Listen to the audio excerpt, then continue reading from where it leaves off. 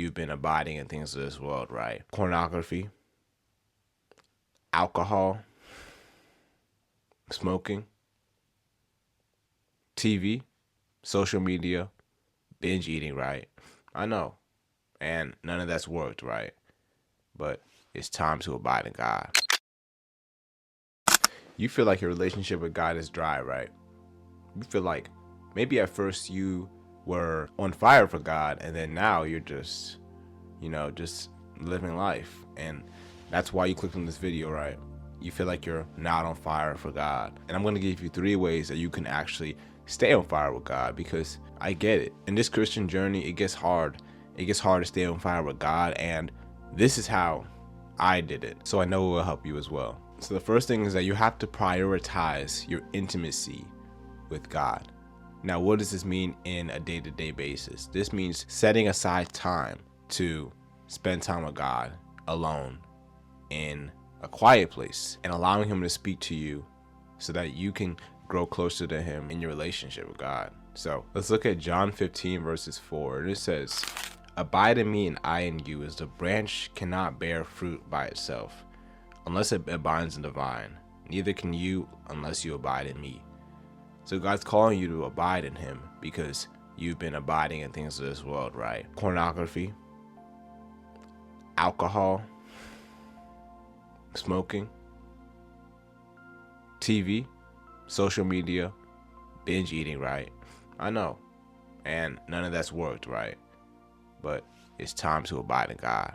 Now, the second thing you can do is surround yourself with people who are just like you, who are like-minded individuals. And actually, I have a Discord down below in the description. It's free of charge. You can join it and talk to believers just like you. We'll look at Proverbs 27 verses 17. And it says, "Iron sharpens iron, and one person sharpens another." So this means that when you have 2 people that are alike, they are getting stronger together. And like I said, my community helps you get stronger as a Christian because you will be surrounded in the right environment. Now, the third and final thing you can do to stay on fire with God is to live a life of obedience and service.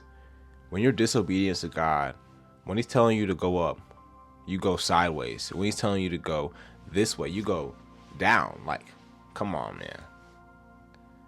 How can you expect to know God? How can you expect to stay on fire with God when you can't even obey him, right?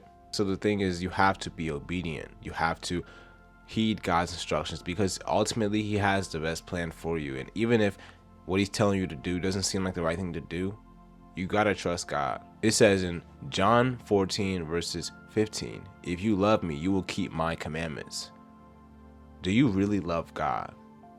Have you really been showing God your love? Because I know you tell yourself, or you tell everybody else, "Oh yeah, I'm a Christian," or "I love God," but you haven't really been doing it. You haven't been acting out of love.